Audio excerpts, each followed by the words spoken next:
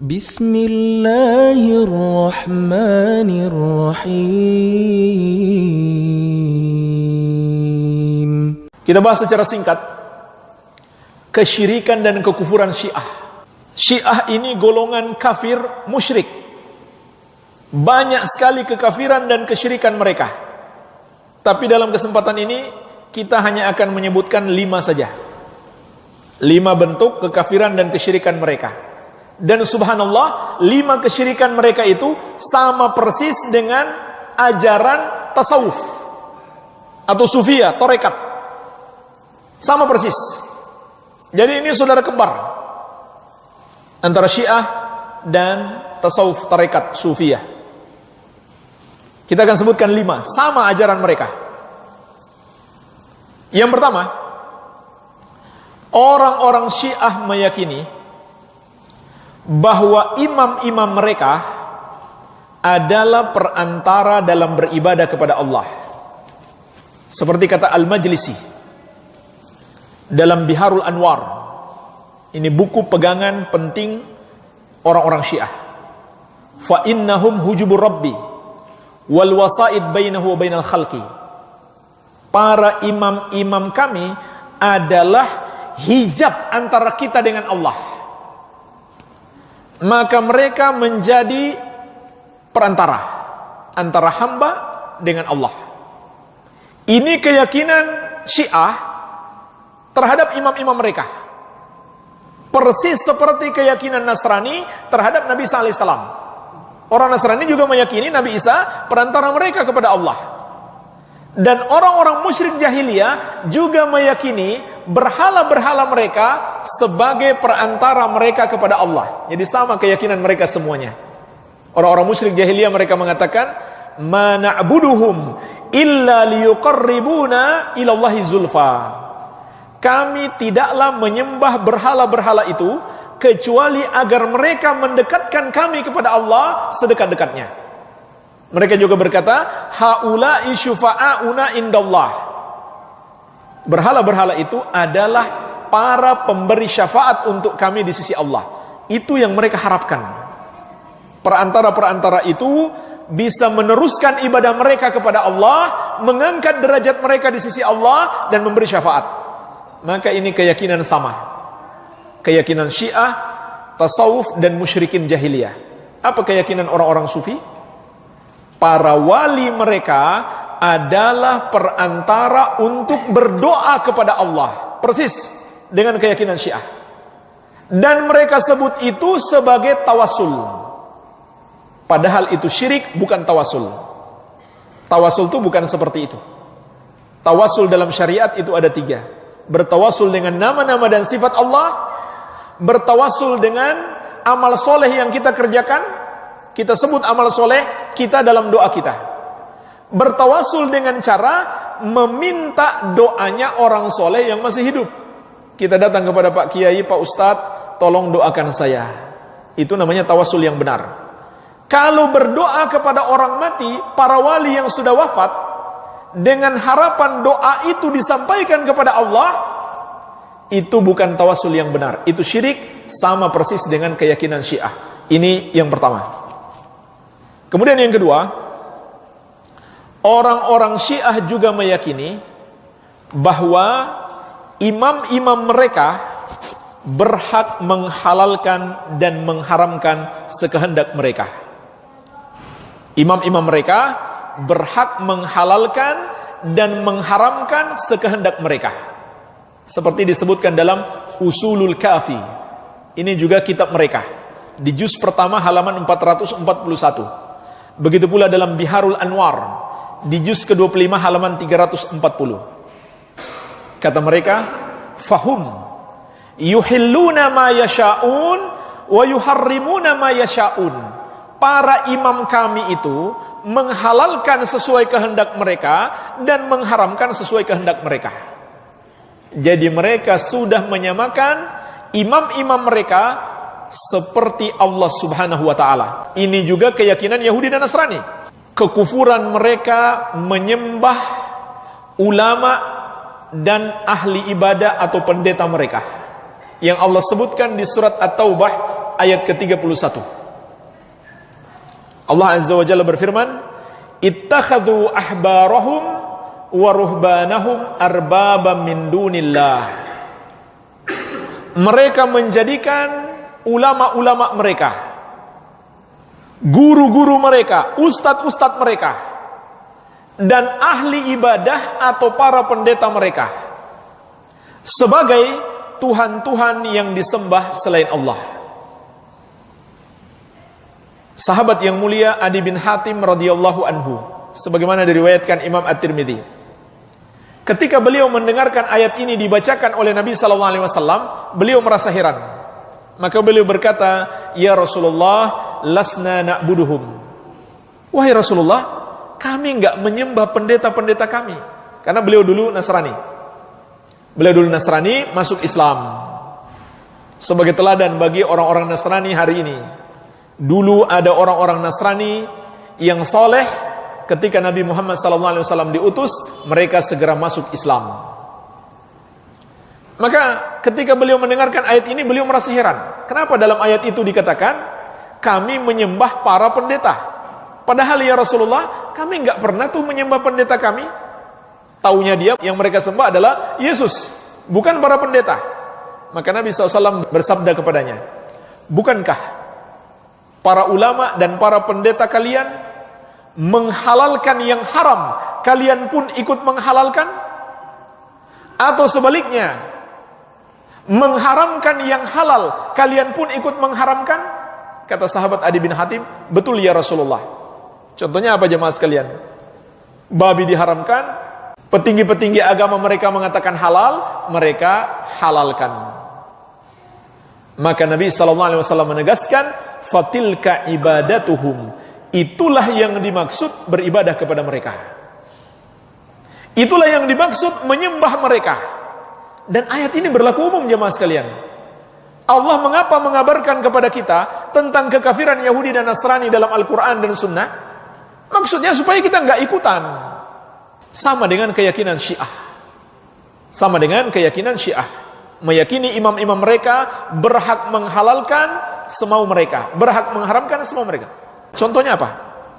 Nikah mut'ah itu haram, zina, tapi kata imam-imam mereka halal, bahkan berpahala. Nikah mut'ah dapat pahala, ya. Makanya banyak anak-anak muda yang mengikuti hawa nafsu banyak terjebak dengan ajaran Syiah, terutama di kota Bandung, karena di sana ada tokohnya. Karena di sana ada tokoh Syiah. Mereka menjebak anak-anak muda ini dengan ajaran nikah mut'ah. Kata mereka, daripada pacaran, lebih baik nikah mut'ah, nikah kontrak. Walaupun ulama-ulama mereka dulu itu mensyaratkan tetap harus ada wali, ada saksi. Kalau mereka sekarang sudah nggak peduli. Datang bawa uang transaksi, nikah semalam sudah selesai. Subhanallah. Nah jemaah sekalian, bagaimana dengan orang-orang tasawuf? Sama. Mereka meyakini kalau mursyid mereka sudah sampai derajat wali, maka bagi dia yang diperintahkan tidak perlu lagi dia lakukan. Nggak perlu lagi sholat, nggak perlu lagi puasa, nggak perlu lagi zakat. Iya. Yang haram sudah jadi halal. Contohnya zina. Zina itu haram. Pergi ke tempat prostitusi itu hukumnya haram. Itu kata mereka hanya tingkatan syariat. Kalau sudah jadi wali, sudah sampai derajat hakikat, itu sudah tidak haram. Kalau ada walinya pergi ke tempat prostitusi, dia bukan melakukan yang haram, dia mau membersihkan rahimnya para pelacur. Itu secara hakikat. Kalau syariat memang haram. Makanya membagi agama antara syariat dengan hakikat, atau syariat, hakikat, tarekat, ma'rifat, itu namanya membual di dalam agama, mengada-ada dalam agama. Bukan ajaran Rasul seperti itu. Kalau mereka meyakini jika sudah sampai derajat hakikat, sudah jadi wali, yang haram jadi halal, yang diperintahkan tidak lagi wajib, maka itu adalah kekafiran. Itu sama saja dia mengatakan Rasul tidak diutus kepadanya. Kalau dia mengatakan saya sudah jadi wali, atau guru saya sudah jadi wali, dia nggak wajib lagi sholat. Mereka sudah sampai derajat hakikat, tidak perlu lagi mengamalkan syariat Nabi Muhammad. Ini mirip dengan Yahudi dan Nasrani yang tidak mau mengamalkan syariat Muhammad walaupun mereka mengamalkan syariat Musa dan Isa. Juga mirip dengan orang yang mengatakan kita kan Islam Nusantara, bukan Islam Arab. Syariat Nabi di Arab hanya berlaku kalau sesuai dengan budaya Nusantara. Mirip persis, tidak ada bedanya. Karena sama saja mereka mengatakan Nabi Muhammad SAW tidak diutus kepada mereka. Keyakinan kita terhadap kerasulan Nabi Muhammad SAW, enggak cukup kita meyakini beliau sebagai rasul. Harus juga kita yakini beliau adalah rasul untuk seluruh manusia. Kalau ada yang berpendapat ada sebagian orang boleh menolak sebagian syariat rasul, maka dia kafir. Karena berarti dia mengingkari firman Allah, "Qul ya ayyuhan nasu inni rasulullahi ilaikum jami'an." Katakan, wahai Muhammad, wahai manusia, aku ini adalah utusan Allah untuk kalian semuanya. Jadi seluruh makhluk harus terikat dengan syariat Nabi Muhammad SAW. Subhanallah, jadi kafir malah dianggap jadi wali. Padahal wali Allah itu adalah kecintaan Allah. Siapa wali Allah? Baca surat Yunus ayat ke-63, alladzina amanu wa kanu yattaqun. Wali-wali Allah itu adalah orang yang beriman dan bertakwa. Itu wali Allah. Ini kok jadi kafir malah dianggap jadi wali. Subhanallah. Jadi sama persis keyakinan tasawuf dan Syiah dengan juga keyakinan Yahudi dan Nasrani. Menghalalkan yang haram atau mengharamkan yang halal. Iya. Yang ketiga, orang-orang Syiah berkeyakinan kuburan para imam mereka bisa memberikan berkah kepada mereka. Sampai batu-batuan di kuburan para imam mereka bisa memberikan berkah kepada mereka. Mari kita baca kutipan dari kitab mereka. Innallaha ja'ala turbata jaddi al-Husain radhiyallahu anhu shifaan min kulli da' wa amanan min kulli khaufin. Mereka riwayatkan secara dusta.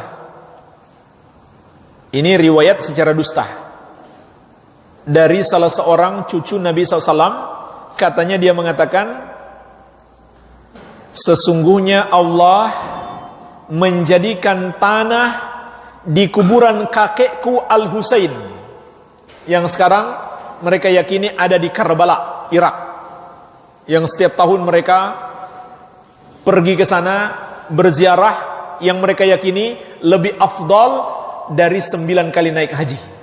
Pergi berziarah ke kuburan Al-Husain. Ada tuh orang-orang Syiah di Indonesia selfie-selfie di sana. Memang ramai sekali di sana. Karena mereka yakin pergi ke sana lebih afdal dari 9 kali naik haji. Jadi bagi mereka naik haji tidak terlalu penting. Bahkan mereka pergi naik haji pun talbiyahnya adalah labbaika ya Husain. Itu talbiyahnya orang Syiah. Umat Islam membaca labbaika Allahumma labbaik. Nah, mereka mengatakan Allah telah menjadikan tanah di kuburan Al-Husain sebagai obat untuk segala penyakit dan keamanan dari segala ketakutan. Ini disebutkan di dalam kitab mereka, di antaranya di Biharul Anwar, kitab yang ditulis oleh Al-Majlis itu tadi. Begitu pula Amali At-Tusi. Iya. Jadi ini nukilan langsung dari buku-buku mereka. Jadi bukan kita mengada-ada. Mereka meyakini kuburan atau batu-batu di kuburan para imam mereka bisa memberikan berkah. Persis sama dengan keyakinan orang-orang tasawuf sufiyah. Iya. Makanya ada kuburan wali mereka, setiap hari batunya ditambah terus. Ya, ambles terus. Peziarah berdatangan pulang bawa batu. Digunakan sebagai jimat atau untuk mencari berkah. Padahal Nabi SAW dengan tegas mengatakan, man 'allaqa tamimatan faqad asyrak. Barang siapa mengenakan jimat, maka dia telah mempersekutukan Allah. Kemudian yang keempat, orang-orang Syiah meyakini bahwa imam-imam mereka mengetahui perkara gaib. Seperti diantaranya juga disebutkan dalam Biharul Anwar dari Abu Abdullah. Beliau berkata, "Wallahi laqad utina ilmal awwalina wal akhirin." Ini diriwayatkan secara dusta dalam buku mereka. Kata imam mereka, kami demi Allah sudah diberikan ilmu orang-orang terdahulu dan orang-orang belakangan. Lalu dikatakan kepadanya, "A'indaka ilmul gaib?" Kalau begitu kamu tahu ilmu gaib dong. Maka dia pun berkata, "Waihak, inni la'alamu ma fi aslabir rijal wa arhamin nisa." Celaka engkau. Saya benar-benar tahu apa yang ada di sulbi kaum lelaki dan apa yang ada di rahim wanita. Jadi sok tahu perkara gaib. Mereka yakin imam-imam mereka seperti itu. Dan Allah telah menegaskan di surat An-Naml ayat ke-65. Kulla ya'lamu man fis samawati wal ardil ghaiba illallah. Katakan, tidak ada yang mengetahui perkara gaib di langit maupun di bumi kecuali Allah. Makanya jemaah sekalian, orang yang percaya dukun, dia musyrik. Karena dia telah samakan dukun itu dengan Allah yang maha mengetahui perkara gaib. Rasulullah SAW menegaskan, "Man atakahinan aw arrafan fasaddaqahu bima yaqul faqad kafara bima unzila ala Muhammadin sallallahu alaihi wasallam." Barang siapa mendatangi dukun atau tukang ramal, maka dia telah kafir terhadap Al-Qur'an yang diturunkan kepada Rasulullah sallallahu alaihi wasallam. Karena dia telah samakan dukun itu dengan Allah yang maha mengetahui perkara gaib. Itu keyakinan Syiah. Bagaimana dengan orang-orang tasawuf? Sama. Mereka juga meyakini para wali mereka mengetahui perkara gaib. Itu keyakinan orang-orang tasawuf. Cuman bedanya, kalau orang-orang Syiah menyebut imam, mereka menyebut wali. Mereka meyakini para wali mereka tahu perkara gaib, tahu kejadian masa depan. Dan jemaah sekalian, makanya kita jangan tertipu. Walaupun di masyarakat dia dipanggil kiai, dipanggil ustadz, dipanggil dai, tapi dia sok meramal masa depan, sok tahu perkara gaib, hakikatnya dia adalah dukun. Dalam syariat, dia adalah dukun, bukan seorang kiai yang sebenarnya, melainkan dia adalah dukun berjubah. Kemudian yang kelima, ini yang terakhir, Syiah meyakini bahwa bagian dari diri Allah telah menyatu dengan imam-imam mereka. Seperti disebutkan dalam Usulul Kafi, juz ke-1 halaman 435. Walakinnallaha khalatana binafsihi. Kata para imamnya, Allah bersatu dengan kami. Ini sama dengan keyakinan sufiyah, wihdatul wujud. Karena sudah sampai derajat hakikat, sudah jadi wali, dia sudah menyatu dengan Allah. Itulah alasannya jemaah sekalian, kenapa mereka sudah nggak mau sholat. Dia sudah menyatu dengan Allah. Siapa lagi yang mau dia sembah? Itu keyakinan sufiyah. Tapi jemaah sekalian, sufiyah yang kita maksudkan di sini, mungkin nggak semua sufiyah, nggak semua tasawuf, nggak semua yang berkeyakinan seperti itu. Tapi sulit ya dicari yang tidak berkeyakinan seperti itu. Rata-rata punya keyakinan seperti itu. Tapi masih ada memang yang tidak sampai berkeyakinan kufur dan syirik. Cuman dia menambah-nambah dalam zikirnya, dalam ritual-ritual ibadahnya dia menambah-nambah. Tidak sampai tingkat kesyirikan dan kekufuran. Jadi sebagian sufiyah, tarekat, tasawuf memiliki 5 keyakinan syirik dan kufur ini sama persis dengan orang-orang Syiah. Tidak ada bedanya. Inilah jemaah sekalian, beberapa kekafiran dan kesyirikan, golongan-golongan yang harus kita waspadai agar kita tidak terjerumus di dalamnya. Allah